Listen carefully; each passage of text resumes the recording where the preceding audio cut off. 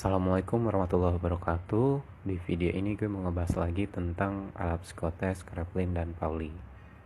Pertama gue mau deskripsiin dulu.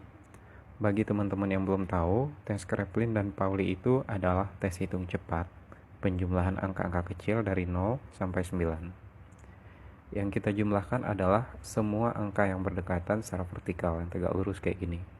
Misalkan 2 tambah 6, 6 tambah 3, 3 tambah 4, 4 tambah 9, 4 tambah 7, 9 tambah 4. Pokoknya semua angka yang berdekatan secara vertikal kayak gini itu kita jumlahkan. Nanti hasilnya kita taruh di sebelah kanan di antara dua angka itu. Misalkan 8, 9, 7, 3, 6, 2, 7, 1 misalkan. Kayak gitu terus. Pauli sama Kraepelin sama aja. Untuk Pauli, kertas ujiannya nggak kayak kertas ujian biasa kayak gini, tapi kertas gede, segede lembar koran. Makanya Pauli itu sering juga disebut tes koran. Waktu pengerjaannya juga lebih lama. Di Pauli itu waktunya 60 menit, di Kraepelin waktunya 15-30 menit. Pengerjaannya di Pauli itu dari kiri atas ke bawah. Kita jumlahkan ini. 6 tambah 5, 5 tambah 2, 2 tambah 9, 9 tambah 4, terus sampai nanti ada instruksi garis. Kita garis saja. Setelah itu lanjut lagi ngitung sampai ke bawah terus, sampai nanti ada instruksi garis, kita garis lagi sampai 60 menit. Biasanya instruksi garis itu per 3 menit. Jadi selama 60 menit itu akan ada 20 kali instruksi garis. Sementara contoh soal yang gue punya ini lebih kayak Kraepelin. Kertas ujiannya kayak kertas ujian biasa kayak gini, terdiri dari beberapa lembar. Pengerjaannya dari bawah ke atas. Kalau di Pauli tadi dari atas ke bawah, di Kraepelin dari bawah ke atas. Kayak gini.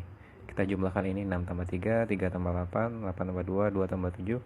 Terus setelah beberapa detik nanti akan ada instruksi ganti atau pindah dari instruktur. Kita pindah aja ke lajur berikutnya ke sini. Kita jumlahkan ini. Sampai nanti ada instruksi pindah lagi, kita pindah lagi. Biasanya instruksi itu per 30 detik. Kayak gitu teorinya ya, meskipun kenyataannya nggak kayak gitu.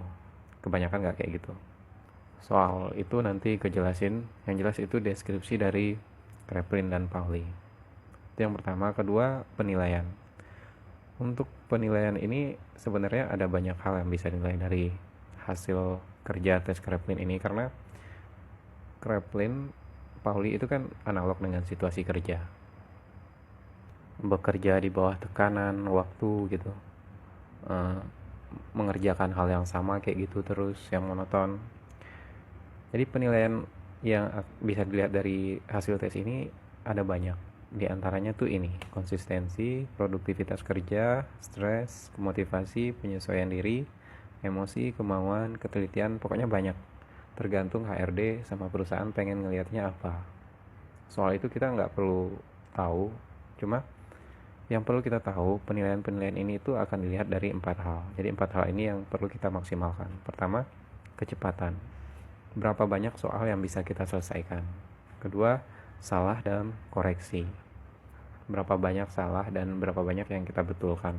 Kemudian simpangan. Simpangan ini beda antara nilai tertinggi dengan nilai terendah. Maksudnya, beda antara kolom yang kita selesaikan paling banyak dengan kolom yang kita selesaikan paling sedikit. Misalkan kolom yang paling banyak kita selesaikan sampai sini, yang paling sedikit kita selesaikan sampai sini. Bedanya ini berapa? Itu. Jadi untuk waktu rata-rata per 30 detik di Kraepelin, harusnya perbedaannya itu nggak lebih dari 9. Kecuali untuk lajur-lajur yang waktunya sengaja dikurangin. Nanti gue jelasin juga. Kemudian yang keempat, grafik secara keseluruhan. Grafik yang bagus itu tentu yang menanjak naik kayak gini. Ini masih teori ya, yang dua ini masih teori. Deskripsi dan penilaian ini teori. Tapi kenyataannya, realnya, tes ini tuh udah banyak modifikasi aturannya. Buat apa? Salah satunya adalah untuk mengidentifikasi kecurangan peserta. Misalkan gini, kita pengen punya grafik yang stabil naik gitu. Di lajur awal-awal kita sengaja ngerjain lebih sedikit, bahkan belum ada instruksi pindah. Misalkan belum ada instruksi pindah, kita udah berhenti ngerjain sampai sini, padahal kita masih bisa ngerjain sampai atas. Atau belum ada instruksi pindah, kita udah ngerjain di lajur berikutnya. Lajur berikutnya kita sengaja nyelesain sampai sini. Lajur berikutnya kita selesaiin sampai sini, biar grafiknya itu naik sesuai dengan rencana kita, biar grafiknya itu naik gitu. Padahal sebenarnya waktu yang dikasih itu nggak sama semuanya. Ada beberapa kolom yang waktunya itu nggak sampai 30 detik untuk replim, atau disengajain lebih dari 30 detik.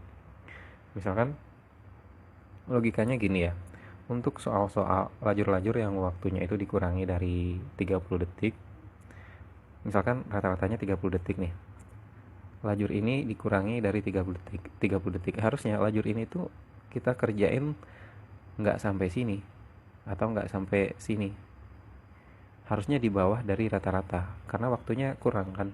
Kalau kita kerjain tetap sampai sini, ini kan udah kelihatan ada apa-apa gitu, udah kelihatan kayak mengakali. Kalau sekali sih nggak apa-apa, itu wajar aja. Tapi kalau grafiknya kelihatan kayak gini, naik, menanjak, bahkan di waktu yang sengaja dikurangi tetap naik, itu kan aneh gitu. Begitu juga sebaliknya untuk waktu yang disengaja dilamain. Harusnya kita kerjain sampai sini lebih tinggi daripada rata-rata. Tapi justru waktu yang rata-rata kita kerjakan lebih rendah daripada waktu yang sengaja dilamain, ini juga aneh. Sama kayak sebelumnya, misalkan lajur berikutnya ini kita kerjain cuma sampai sini, dan lajur sebelumnya yang waktunya dikasih lebih lama kita kerjain cuma sampai sini, padahal waktunya lebih lama. Jadi itu udah kelihatan kayak kita mengakali jawaban, mengakali grafik gitu. Selain itu ada juga di tes ujian ini tuh aturannya bukan penambahan, ada pengurangan. Misalkan tadi tuh ini penambahan semua kan, 6 tambah 3, 3 tambah 8. Ada juga yang 6 dikurang 3, 3 dikurang 8, 8 kurang 2. Pokoknya aturannya diubah dari penambahan ke pengurangan. Ada kayak gitu. Dan yang lebih penting lagi adalah setiap perusahaan itu pasti punya standar minimal yang objektif untuk semua peserta. Misalkan standar minimal itu adalah segini. Kalau kita sengaja bikin grafik naik kayak gini tadi, udah pasti kita punya grafik, punya kolom-kolom yang kita kerjakan hasilnya di bawah standar minimal. Kalau di bawah standar minimal berarti kita nggak lulus. Kalau standar minimalnya segini, harusnya semua kolom kita kerjakan di atas ini, di atas standar minimal. Kalau 2 kolom atau 3 kolom ya nggak apa-apa lah, yang jelas hasilnya nggak beda terlalu jauh dari standar minimal itu. Masalahnya adalah standar minimal itu kan kita nggak tahu setinggi mana. Mungkin setinggi ini kita nggak tahu. Jadi kerjain aja sebanyak mungkin, semaksimal mungkin, secepat mungkin, supaya kita bisa mencapai standar minimal itu. Jangan sampai di bawah standar, apalagi mengakali grafik kayak gini. Kalau mengakali grafik tuh udah pasti beberapa lajur di bawah standar minimal.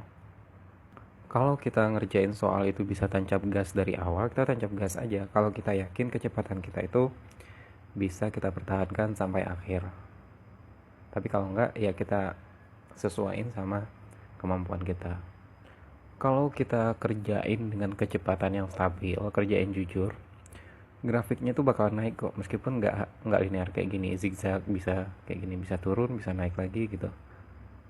Tapi grafiknya tuh bakalan naik kok. Di awal misalkan cuma segini, di akhir bakalan naik. Kenapa? Karena logikanya gini, semakin kita banyak ngerjain soal, kita akan semakin sering menemukan penjumlahan angka yang sama. Misalkan 8 tambah 2 ini sebelumnya tadi udah gitu, jadi lebih cepat. Kita juga udah makin terbiasa dan udah menemukan pola perhitungan. Dan kalaupun kita waktu ngerjain itu, misalkan rata-rata kita ngerjain segini di atas standar ya, misalkan gini, standarnya kita nggak tahu sih, pokoknya kita rata-rata ngerjain kayak gini, tapi tiba-tiba jatuh gitu ke bawah 1 atau 2 lajur, nggak usah dipaksain. Kalau udah ada instruksi pindah, kita pindah aja. Kenapa? Karena ini tuh manusiawi aja gitu.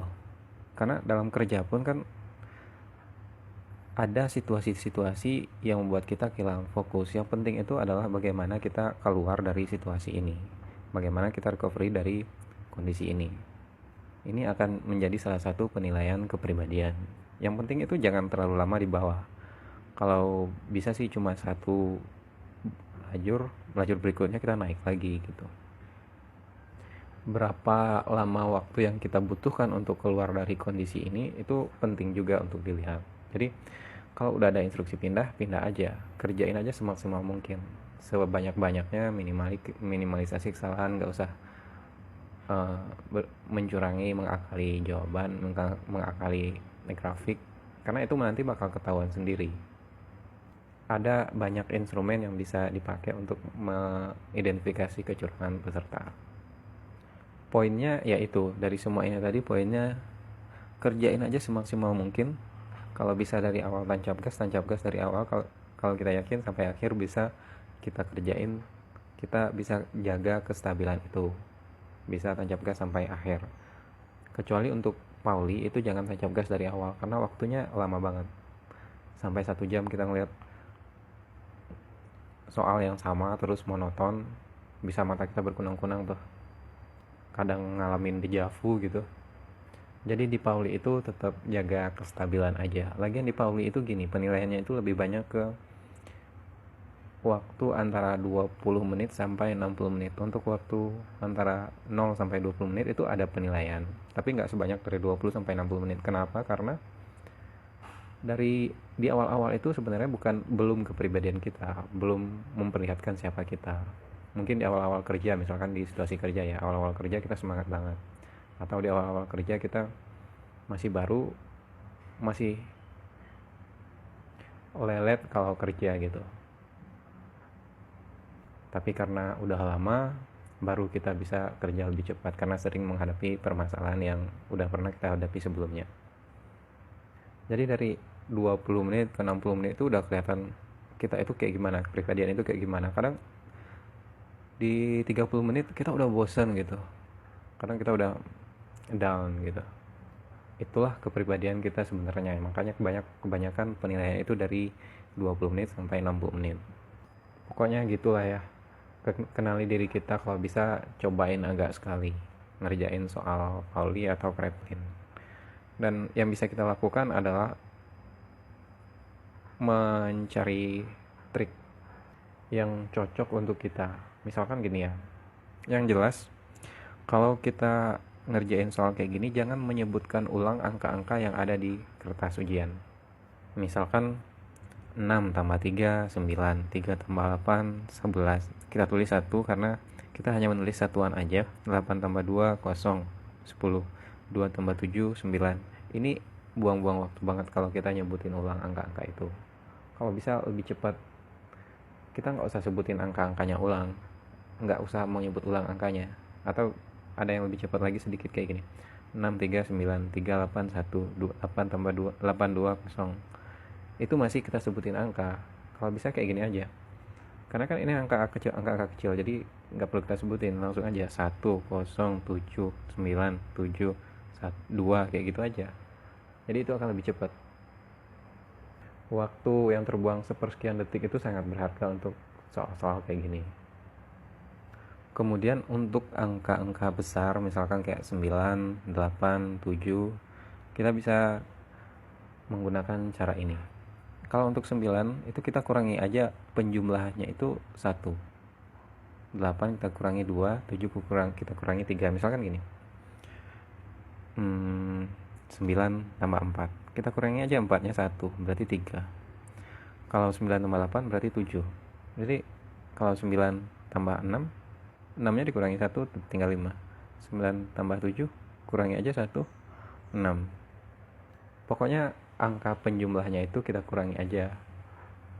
1 untuk 9, 8 untuk 2, 7 untuk 3. Cukup untuk 3 angka ini, 3 angka gede ini. Yang kecil-kecil nggak usah, nanti malah makin repot. Ini gue bilang perlu karena kadang kita pengen cepet, kadang kita karena ngelihat kiri kanan, orang di kiri kanan udah banyak, kita masih sedikit, kita malah nambah kecepatan, justru itu kadang bikin kita bingung, grogi gitu. Jadi gitulah, triknya cuma gitu aja, jangan menyebut ulang angka-angka yang ada di kertas meskipun dalam hati. Kemudian angka-angka besar kita pakai cara ini, angka-angka kecil nggak usah. Angka kecil itu gampang. Misalkan kayak penjumlahan ini kan kita nggak perlu trik-trik apa-apa. Ya psikotes itu kayak gitu, nggak ada yang susah sebenarnya. Psikotes itu nggak ada kemampuan khusus yang diujikan. Bahkan di aritmatika, numerik itu nggak ada yang susah, nggak ada yang butuh rumus-rumus matematika. Semuanya itu umum, karena asumsinya para peserta tes itu kemampuannya itu sama, pengetahuannya sama-sama pengetahuan umum gitu, sama-sama berangkat dari pengetahuan umum. Karena yang diujikan di sini itu bukan skill, tapi lebih ke kepribadian pertama, kemudian potensi, ya gitu, kepribadian dan potensi. Oke, gitu aja penjelasan dari gue. Semoga bermanfaat. Terima kasih udah menonton. Assalamualaikum warahmatullahi wabarakatuh.